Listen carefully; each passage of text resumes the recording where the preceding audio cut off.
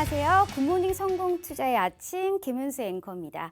자, 우리 굿모닝 성공투자의 아침에서는요. 매주 월요일부터 금요일까지 그리고 아침 6시부터 7시까지 팍스경제TV의 최고의 증권 전문가들과 함께 주식 투자에 유용한 팁을 드리고 있습니다. 자, 최근 주요 시황이나 업종 분석 그리고 종목 분석이라든지 핫한 주식시장의 이슈를 분석을 해드리고 있습니다. 자, 주식 투자에 반드시 필요한 기초 교육부터 심화 교육까지도 진행을 하고 있는데요. 방송 내용에 대한 질문이나 방송 자료, 분석 자료가 필요하신 분들은요. 여기 하단에 나와 있는 노란통 메신저를 통해서 누구나 무료로 받아가 보실 수가 있습니다. 자, 하단의 안내와 같이 노란통 메신저를 실행하시고요. 오픈 채팅방 검색을 누른 다음 하단에 안내되어 있는 오늘 방송을 진행하시는 전문가님의 키워드를 입력하셔서 검색하시거나 만약 그게 너무 귀찮다 하시는 분들이 계실 겁니다. 자, 오른쪽 하단에 나와 있는 QR코드를 이용하시면 되는데요. 자, 스마트폰을 꺼내셔서 카메라를 실행하시고 이 QR코드를 가져다가 대시기만 하시면 바로 입장이 가능합니다. 자, 입장하셔서 방송 보고 왔어요 라고 하시면서 교육 자료 그리고 시황 자료 그리고 종목 상담까지 다 편하게 받아 가보시길 바라겠습니다. 자, 본 방송은 녹화 방송입니다. 일정 부분 시차가 있을 수 있다는 것을 감안해 주시고 시청해 주시길 바라겠고요.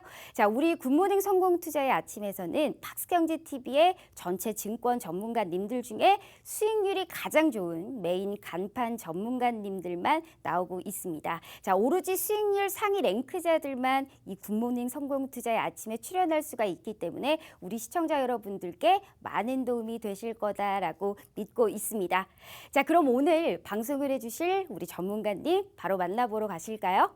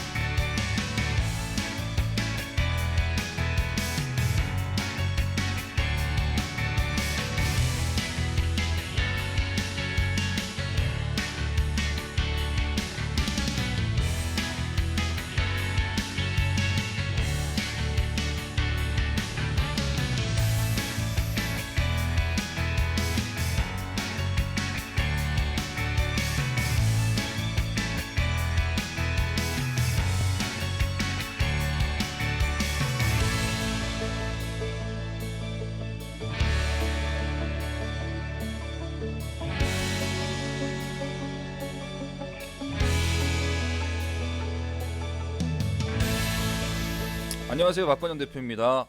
종목 리뷰 시간을 가져볼 건데요. 우선은 제가 무료 노란톡방에 그동안 이제 다양한 산업군의 다양한 종목들을 많이 소개를 해드렸던 것 같습니다. 대표적으로 최근에 퍼포먼스가 조금 좋았던 한 종목을 우선 먼저 살펴보겠습니다. 상신 EDP라는 종목이죠. 상신 EDP 무료 노란톡방 추천주였죠. 최근에 2차 전지 산업이 좀 시장을 좀 주도하게 되면서 소부장 종목들이 여전히 좀 강세인 좀 측면입니다. 특별히 나왔다고 하는 신모멘텀은 특별히 나온 건 없었고 예고가 늘 되어 있었다. 그 나온 게 뭐냐면 신모멘텀이라고 한다면은 소재 업체들이 수주 공시를 연일 빵빵 터트리고 있다는 것이겠죠. 소부장 종목들이 이제 소재주들이 먼저 원래 2차 전지는 소재가 주도주고 그 다음에 부품 장비 쪽은 이제 좀 천천히 거북이같이 움직이면서 실적으로 조금 이끌어가는 우상향 패턴을 보여왔는데 그동안 이제 논란이 되었던 게 뭐였습니까? 비싸다. 근데 중요한 거는 싸요. 올라갈수록 싸집니다. 이게 왜 그런 거냐면은 주가라는 거는 이익의 함수다 항상 이렇게 말씀을 드렸고 그 예를 들어 가지고 우리가 미래 실적을 반영한다고 했을 때 미래 실적을 어디까지 땡겨오느냐도 문제겠지만 실적이 정체되거나 그 구간 안에서 멈춰 있으면 안 되는 겁니다. 정체 구간이 있으면 안 됨. 그래서 성장주들이 신고가를 여는 논리가 그러한 것이라고 볼 수 있습니다.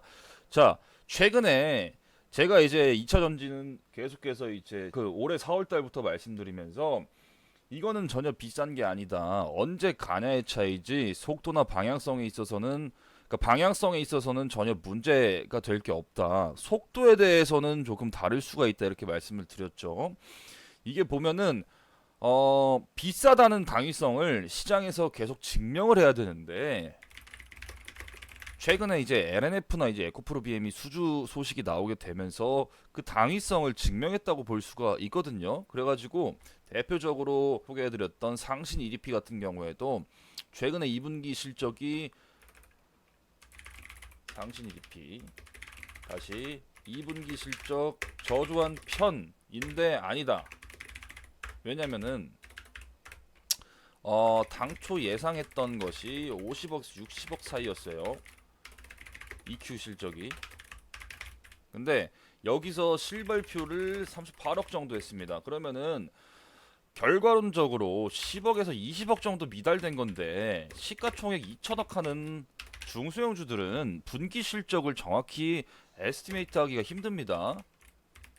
정확하게 추정하기가 어렵고, 그리고 보다 중요한 거는 이미 지난해 실적 발표, 예를 들어서 4Q 실적 발표를 한 시점에서 여기가 이제 4Q 실적 발표였죠. 계속해서 박스 장세를 만들면서 지난해 실적이 이미 최대 실적을 경신했는데도 불구하고 주가 반영이 없었다. 이유가 뭐였냐? 부품주여서. 이렇게밖에 설명이 안 되는 겁니다. 그러니까 이 동기간 동안 여기 아마 연초에 2차 전지가 땡겼다가 다시 밀렸다가 이 구간에는 소재주들도 같이 밀렸어요. 그리고 여기서 이제 한 6월 말쯤 돼가지고 같이 땡길 때 소재주랑 또 같이 땡겼죠. 그리고 또 같이 한 번 더 땡기고, 중요한 거는 얘네 같은 경우에는 실적이 역대 최대치를 경신했는데도 불구하고 주가가 전혀 반영을 안 했다, 이렇게 보는 게 가장 객관적이겠고, 최근에는 좀 따라가는 거겠죠. 그러니까 동종업 키맞추기라고 해가지고 안에 이제 피어 그룹 안에서 소재랑 부품 장비 다 나눠놓고 소재주들이 그냥 PER을 8, 90배를 부여하고 있으니까 평소에 이제 20배 이내에서 거래되는 부품주애들 같은 경우에는 충분히 올라갈 수 있는 당위성이 증명된 거라고 볼 수 있습니다. 그래서 중요한 거는 여기 실적 발표를 자세히 보게 되면은 시장에서 이해했던 거는 동업종 내에서 캡어셈블리 제조하는 신흥 SEC가 2분기 실적이 잘 나왔거든요. 예상치 50%가량 상회했고, 얘네는 상회했는데 왜 얘는 상신 EDP 뭐 실적이 심지어 적자도 아니고 못 나왔을까? 심지어 적자도 아니고 뭐 애매하게 나온 것 같다. 그래서 여기서 이때 이제 실적 발표하고서 마감일 임박해가지고 발표를 했던 걸로 기억해요. 요 구간에서 이렇게 개파락으로 밀어버렸을 때 제가 이제 드는 생각이 말도 안 되는 거라고. 이거는 어차피 다시 분명히 올라갈 거라고 이렇게 말씀을 드렸습니다. 그래서 여기 개파락으로 이렇게 밀어버렸던 구간을 그냥 한 번에 양봉으로 들어버렸죠. 얘네 같은 경우는 실적이 여전히 좋고 밸류에이션이 원체 좋은 종목이었고 전기차 시장 성장과 함께하는 종목입니다.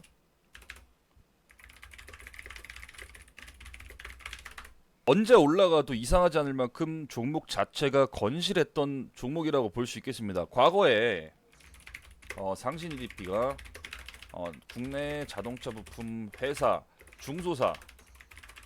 중소사를 인수해서 자동차 부품 사업도 같이 영위했었거든요.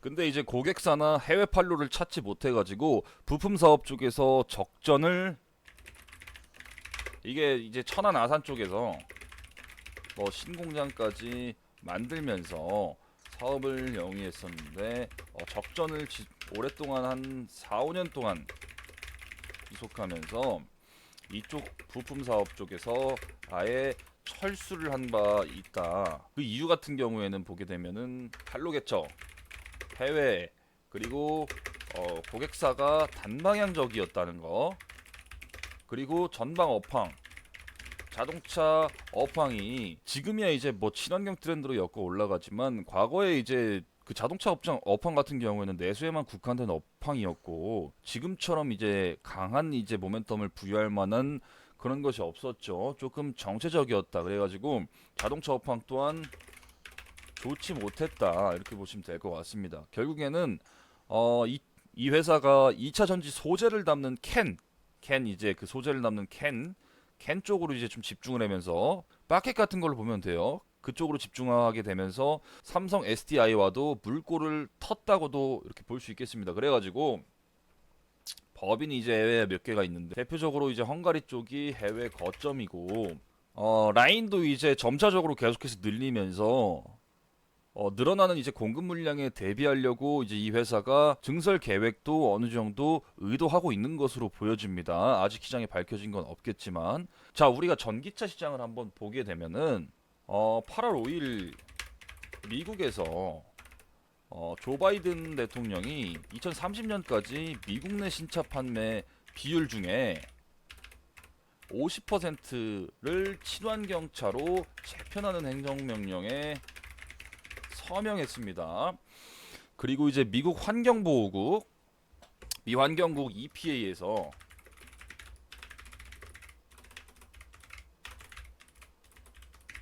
(2030년까지) 신차 평균 연비를 대폭 상향했습니다. 그게 어떻게 되냐면은 기존 43.3마일 여기서 이제 52마일로 상향할 것을 촉구했다. 자, 이제 미국은 단위가 다른데 마일에 대해서 한번 살펴보면은 1갤런당 3.78리터 리터가 환산이 됩니다.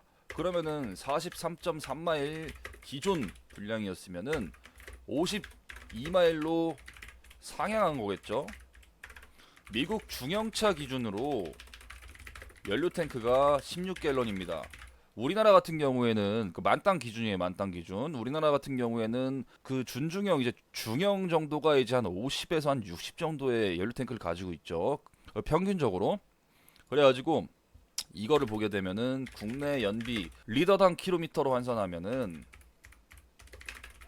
수치로 보면 신차의 평균 연비가 22.1km 리터당 이렇게가 나옵니다. 그러니까 기존의 43.3마일에서 상향한 수치가 52마일인데 52마일을 단위로 환산해 보았더니 1갤런당 이 정도 수치가 나오고 국내 단위 리터당 킬로미터로 환산한 수치를 보니까 평균 연비가 22.1 리터당 킬로미터다 이렇게 나오게 되는 겁니다. 그러니까 전기차 판매 없이는 절대로 불가능한 수치입니다. 자, 미국이 올해 1분기 기준으로 전기차 비중이 3.3%에 불과합니다. 그리고 지난해 전세계 전기차 판매량이 300만 대였어요.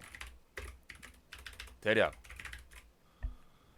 자, 미국 기준으로 전기차 침투율이 3.3%에 불과한데 지금 이게 2030년까지 신차 판매 비율 중에 50%를 친환경차로 재편하는 행정명령에 서명하고 기존 연비 기준도 2030년까지 신차 평균 연비를 갤런당 52마일 이걸 단위로 제가 환산을 했죠. 마일을 이제 단위로 환산하니까 22.1 리터당 킬로미터가 나온다. 그래가지고 절대로 친환경차 판매 없이는 도생이 힘들다. 그래가지고 완성차 업체들이 지금 계속해서 내재화를 시도하는 거고 소재 같은 경우에도 이제 대량으로 공급 계약을 체결하는 거고 계속해서 투자를 늘리고 있다 이렇게 보시면 될 것 같습니다. 그래가지고 앞으로 이제 2차 전지 시장 같은 경우에는 이제 성장 초반기에 있다고 볼 수도 있고 뭐 종목들 같은 경우에는 최근에 이제 좀 가파르게 오른 것에 있어서는 충분히 뭐 이제 조정권도 유효한 측면이 분명히 있고요. 왜냐면은 또 예를 들어 가지고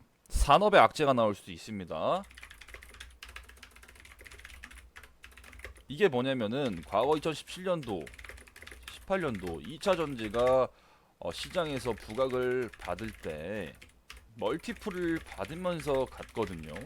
근데 이 멀티플이라는 건 시장에서 주기 나름이기 때문에 언제든 살아 없어질 수 있다는 겁니다. 살아 없어진다는 게 뭐겠습니까? 라는 요인들이 뭐겠습니까? 실적이겠죠.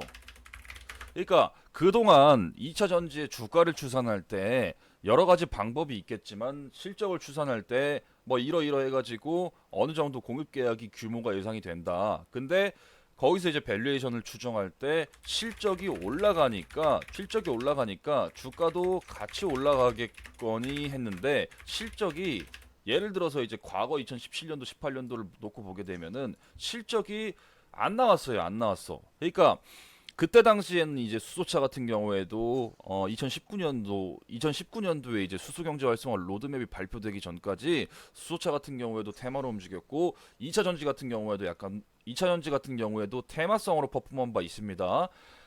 그때 이제 가장 큰 문제는 숫자가 불명확했다. 아예 업종 좋고 앞으로 올 트렌드인 건 알겠는데 지금 실적 적전 지속되는 업체들 많고 유증 땡기지 뭐 설비 투자지 돈도 없는데 이거 주가 어떻게 평가할 거냐 이런 시장 컨센서스가 의견이 지배적이었다. 그래가지고 산업 리스크, 산업의 악재가 나온다는 거는 당연히 실적으로 증명하지 못한다면은 멀티플이 하향될 수 있다.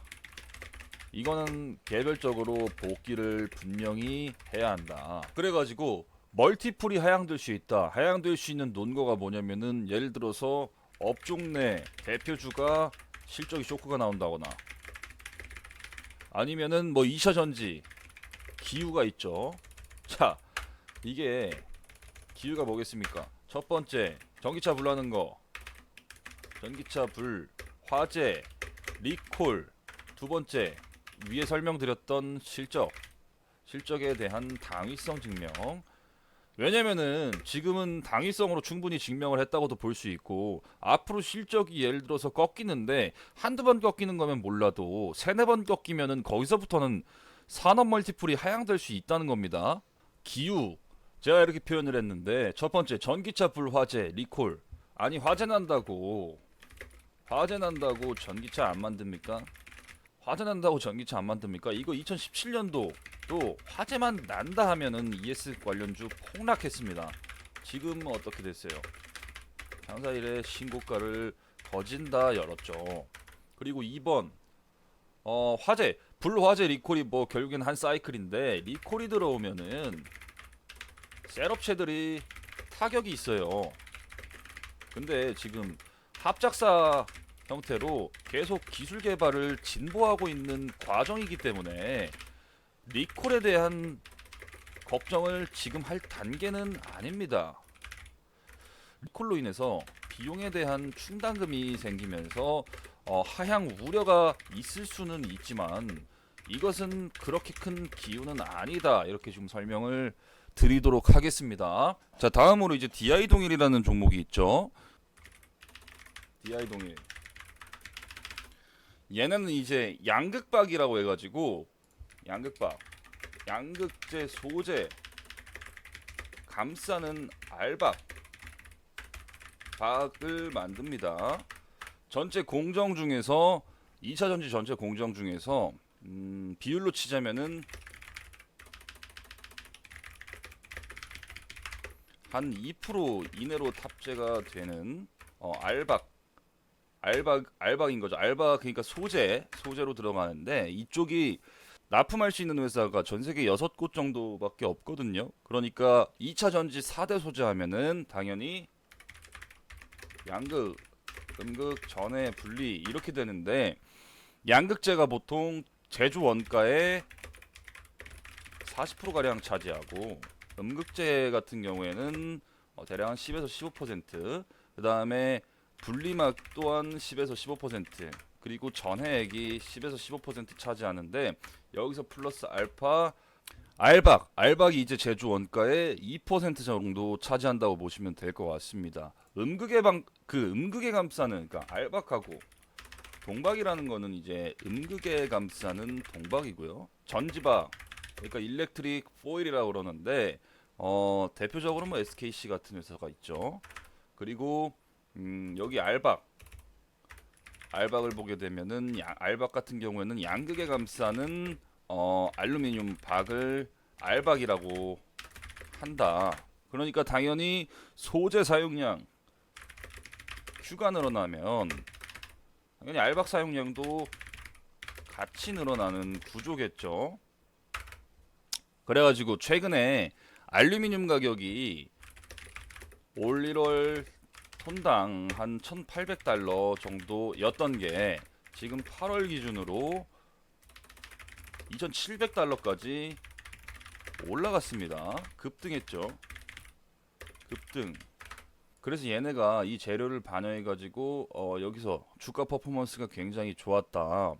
알루미늄, 그러니까 알박 같은 경우에는 알루미늄이 주 원료인데 뒤에 박이라는 거는 포일. 알루미늄 원료, 포일, 포일을 말하는 겁니다. 그래가지고 양극의 알루미늄 박을 코팅해서 리튬이온의 화학 반응을 유도해서 전기 에너지로 생성하는 구조로 보시면 됩니다. 그래가지고 국내에서 이제 이 알박을 하는 기업들은 많이 없어요. DI 동일이 이제 상장사 중에 그 중에 한 명이라고 볼 수 있다. 얘네 같은 경우에는 자회사 지분 퍼센트 가량 소유하고 있는 동일 알루미늄, 여기서 이제 알박을 만든다고 보시면 될 것 같습니다. DI 동일이 뭐 지분을 소유하고 있는 자회사입니다. 비상장으로 들어가요, 얘네는. 그래서 최근에 이제 2차 전지 소재들이 먼저 퍼포먼스를 땡기고 동박 쪽도 같이 움직이는 흐름을 보였는데, 동박 움직이니까 또 알박 같은 경우에도 이제 최근에 이제 알루미늄 값 상승으로 인해 가지고 같이 올라오긴 했지만, 근데 이제 소재주 이제 밸류에이션으로 본다면은 저렴할 수도 있는 편이기 때문에 최근에 이제 소재들이 너무너무 잘 갔기 때문에 소재 다음에 그 다음에 부품 장비가 후발로 순환 돌았고, 그 다음에 부품 장비 순환 돌면은 다시 범소재 애들, 그러니까 동박이나 알박 애들이 지금 중요한 거다. 범소재, 동박, 알박. 동박 같은 경우에도 지금 쇼티지가 나타나고 있어요.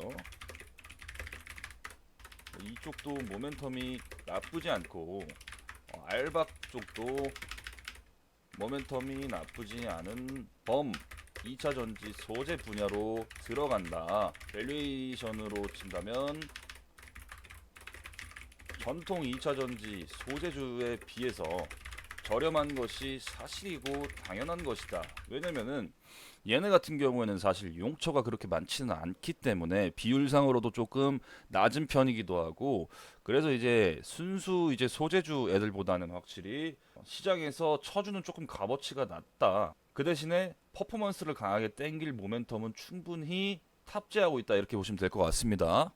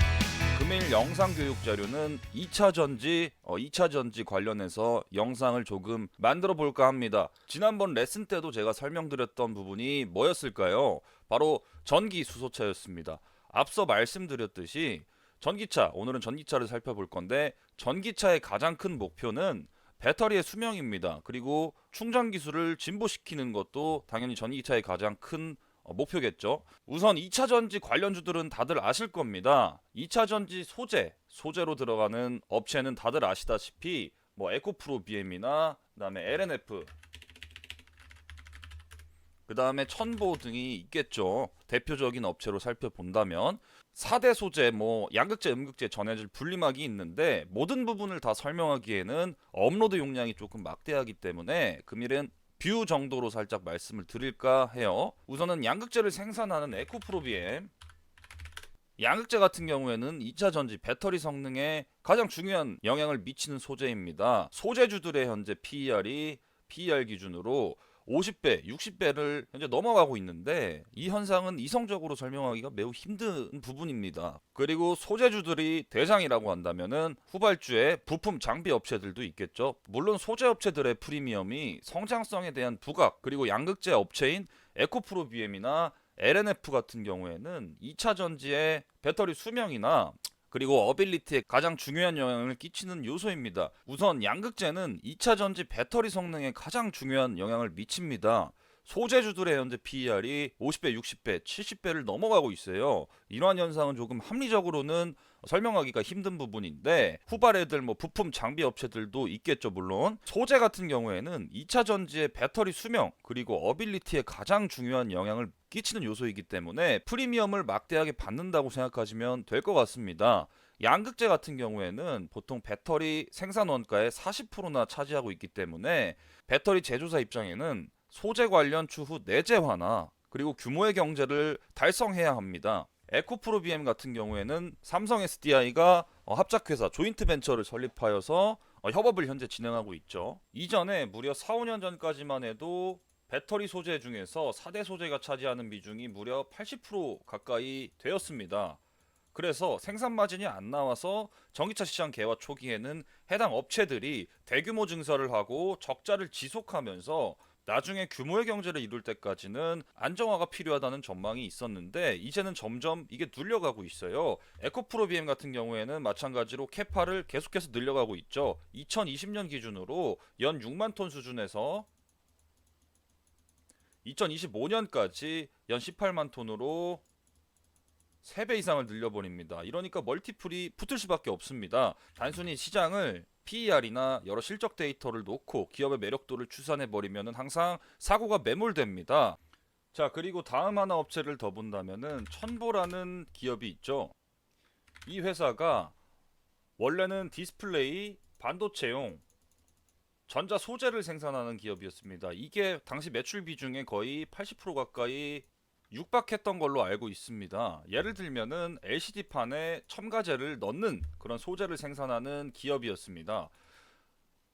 근데 전기차 시장 개화가 되면서 전기차 배터리에 넣는 첨가제를 아주 오래전부터 2013년부터 개발에 착수했고 2017년도에 최초 양산에 성공하게 됩니다. 2차 전지 배터리에서 다시 말해서 양극재는 리튬 이온을 만들고 음극재는 만들어진 리튬 이온을 저장하고 그리고 분리막 같은 경우에는 양극재, 음극재가 접촉하면은 전극 간에 전기 접촉이 생기게 되므로 그거를 막아주는 역할입니다. 그리고 전해질 같은 경우에는 전해액의 성능을 향상시키는 그런 첨가제로 보시면 될 것 같고 뭐 배터리 수명 향상에도 매우 큰 영향을 미치는 요소입니다. 2차 전지 같은 경우에는 저온에서 방전이 이루어질 수 있으니까 그 방전을 억제시키는 소재입니다. 억제시키는 소재. 지금 주행거리 측면에서 전기차가 매우 빠르게 내연기관차를 추격하고 있는데 64kW 배터리 기준으로 보통 이제 완충 시에 400km, 500km를 달리죠. 근데 이제 이게 겨울에는 주행거리가 20%에서 30% 감소가 됩니다. 이 이유에 있어서 딱 두 가지를 보시면 되는데 첫 번째로는 히터입니다. 히터. 두 번째로는 그냥 저온이기 때문에 일반 내연기관차 같은 경우에는 겨울철에 이제 다들 아실 겁니다. 엔진의 열기로 공기를 순화해서 이렇게 안으로 쏴주는 데워진 공기를 히터로 순화하는 겁니다. 근데 전기차 같은 경우에는 엔진이라는 게 없어요. 배터리의 전력을 따로 뽑아가지고 히팅을 하게 됩니다. 히트. 그러니까 겨울철에 연비가 20% 30% 감소하는 이유가 이 해당 비율을 히터로 쏴주기 때문이에요. 이 때문에 겨울철에는 전기차 연비가 30%에서 40%까지 떨어집니다. 이게 매우 치명적인 거죠. 여러분 휴대폰 배터리 자체도 리튬이온 전지입니다. ESS죠. 에너지 스토리지 시스템, 즉 에너지를 저장해서 사용한다는 의미인데 요새 같은 추운 날에 예를 들어서 집에 나갈 때 배터리 퍼센테이지가 15%가 있었는데 갑자기 전원이 오프, 꺼지는 현상이 발생하는 경우를 보셨을 거예요. 리튬이온 배터리 자체가 원리상 온도가 낮아지면은 효율이 떨어집니다. 2차 전지의 작동 원리를 보게 되면은 전해질의 화학 반응으로 전력을 생산하는데 저온 자체의 환경에서는 전해질 속에 있는 리튬 이온의 분자 활동이 활발하지 못하기 때문에 성능 저하로 이게 이루어지면서 전해질이 또 저온으로 낮아진 상태가 지속이 된다면은 전기가 흐르지 않기 때문에 전원이 오프되는 원리입니다. 그러한 저온에서 방전 그리고 배터리 효율을 높여주는 게 첨보가 만드는 전해질이에요. 그리고 추가적으로 일반 휘발유차나 경유차는 충전 시간, 주유하는 시간이 5분도 채 안 걸릴 겁니다. 만땅 기름 만땅 넣는데 하지만 전기차 같은 경우에는 예를 들어서 뭐 코나 EV나 니로 EV, 볼트 EV 세 개를 좀 비교해 본다면은 100kW 급속 충전 기준으로 약 1시간 정도가 소요가 돼요. 근데 이 부분에 있어서도 온도가 영향을 미치는 요소이다. 차종별로 배터리 온도에 따라 또 충전 시간이 틀려지게 되는 구조입니다. 쉽게 말해서 배터리 온도가 낮으면 충전 시간이 더 오래 걸리게 되는 그런 구조인 거죠. 이러한 부분을 이제 소재로 유연하게 극복해 나갈 거로 보여집니다. 정리하자면은 첨보 같은 경우에는 4대 소재 중 전해질 그리고 첨가해 그리고 첨보 또한 캐파를 엄청나게 공격적으로 늘리고 있습니다. 올해 기준으로 1500톤에서 약 8배 가까이 더 늘릴 겁니다. 증설을 계속 한다는 의미겠죠. 보통 시장에서는 성장 업종에 대한 프리미엄을 더 부여합니다. 언젠가는 사이클이 이렇게 계속해서 상승세를 타다가 사이클이 하락세를 타고 소강 국면이 이렇게 분명히 있겠지만은 그 전까지는 얘네들 즉 소재 업체들이 버텨주거나 멀티플을 더 받는다는 얘기겠습니다. 현재 NCM이나 NCA 이러한 삼원계에서 니켈의 비중을 높여갈수록 안정성이 떨어지기 때문에 배터리 안정성, 즉 폭발하거나 타버리거나 안정적인 측면이 매우 중요한 요소입니다. 이를 위해서도 첨보가 만드는 전해질은 매우 필수적인 요소겠죠. 그래서 소재 업체가 멀티플을 많이 받고 있고 최근에는 부품과 장비 쪽도 따라오는 흐름이 보여집니다. 이번에 LNF가 대형 공시계약이 뜨면서 주가가 매우 불타올랐습니다. 소재, 장비, 그리고 부품 이쪽으로 계속해서 순환을 지속하면서 주도업종에서 순환매를 계속해서 지속할 것으로 전망이 됩니다. 현재 장비나 부품 쪽이 상대적으로 주가의 상승 탄력이 더 크다고 생각하기 때문에 물론 소재주를 들고 계시는 분들은 계속해서 끌고 가시면 되겠지만 새로이 타겟할 업종이나 종목들은 부품이나 장비 쪽을 조금 보시면은 신규 매수가 분명히 유효한 포인트가 나올 만큼의 매력적인 밸류에이션을 가지고 있어요. 앞서 말씀드렸던 소재주 PER이 포스코 케미칼 기준으로 현재 60배가 넘어가고 있는 상황에서 시장의 조정이나 긴 조정이 오면은 하단이 크게 열릴 수가 있습니다. 그렇기 때문에 현 시장에서는 하단이 조금 어느 정도 짧게 열려 있고 상단이 반대로 폭발적으로 열려 있는 부품이나 장비 쪽으로 관심을 가지는 것도 분명히 좋아 보입니다. 앞으로도 수익의 행복 박근영 대표와 많은 소통을 이어나가시면서 성공 투자에 도움이 되시기 바라겠습니다. 금일 교육 영상은 여기까지 마치도록 하겠습니다.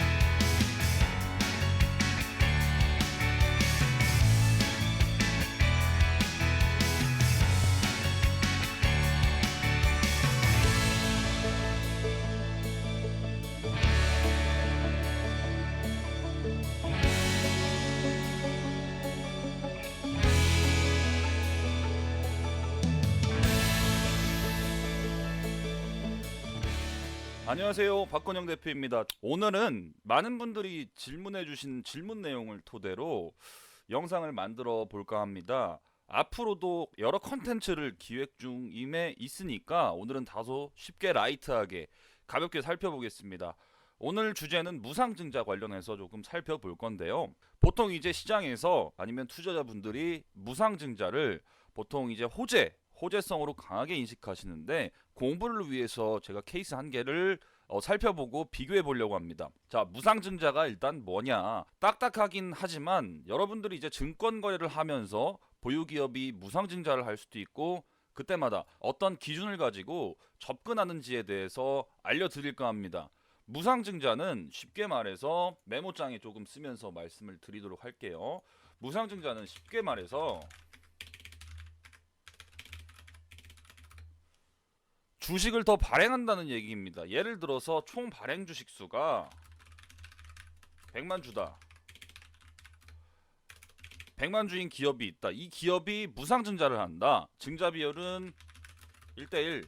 다시 말해서 1주를 가지고 있으면은 1주를 더 준다는 경우입니다. 당연히 수지타산적으로 100만 주가 200만 주가 되는 거겠죠. 그러면 증자를 했습니다. 증자를 완료했다고 살펴볼게요.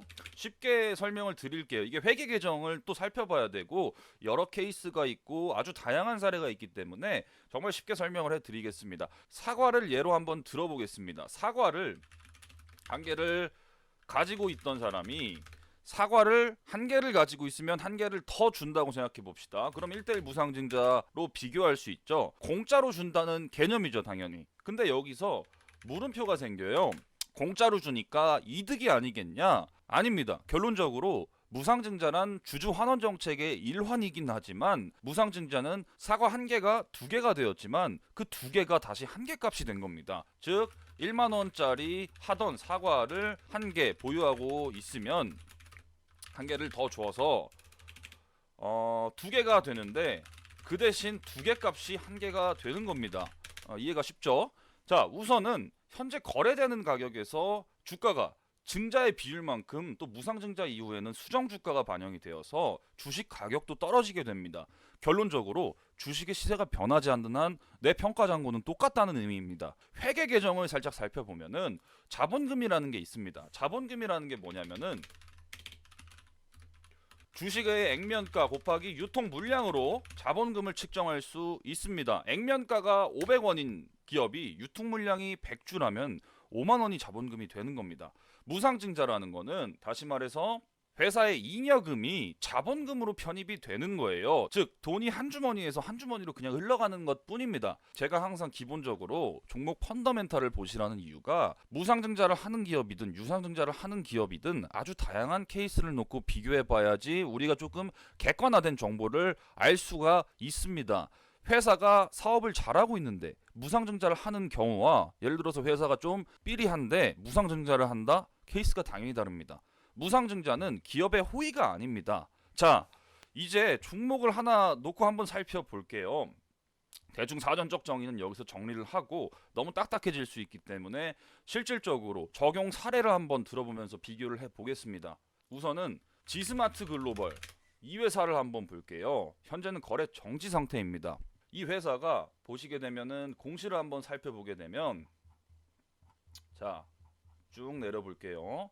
차트를 쭉 당겨보면은 2018년도 하반기 11월쯤에 무상증자를 했습니다. 지금 이제 차트가 이렇게 됐지만 이때 당시에는 차트의 흐름이 들쑥날쑥한 구간은 있지만 무상증자를 하는 거를 한번 사례를 한번 살펴보기 위해서 종목을 한번 예시를 들어보겠습니다. 10월 25일에 무상증자가 결정이 됐습니다. 공시 내용을 보게 되면은 1대3 무상증자입니다. 1대3 한 주를 들고 있으면은 3개를 주는 겁니다. 발행 주식 총수를 보게 되면은 당시에 증자 전 발행 주식 총수가 2100만 주였고, 당연히 곱하기 3을 해서 6500만 주가 신주가 발행이 됩니다. 무상증자 공시 발표가 2018년 10월 25일에 있었습니다. 공시 발표가 10월 25일에 있었죠. 이 부분입니다.